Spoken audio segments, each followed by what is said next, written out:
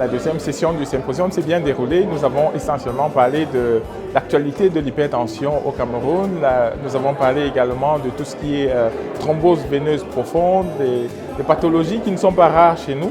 Et donc nous avons eu l'occasion et l'honneur d'ailleurs d'être modérateur de cette session pour justement accompagner tous les professeurs européens qui ont dû intervenir sur la pathologie, et ça a permis de faire un pont entre la pathologie ici en Europe, comment c'est pris en charge, quels sont les symptômes. On a aussi fait un parallèle avec ce qui se passe chez nous, en Afrique, notamment au Cameroun.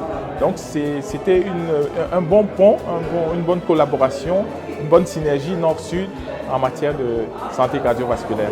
On a tout le temps des avancées, on a beaucoup de cardiologues et de chercheurs camerounais qui vivent en Belgique et qui sont d'ailleurs tout le temps souterrains au Cameroun. On peut parler notamment de l'étude Bitara que nous avons mis sur pied il y a quelques années avec le professeur Lomogou.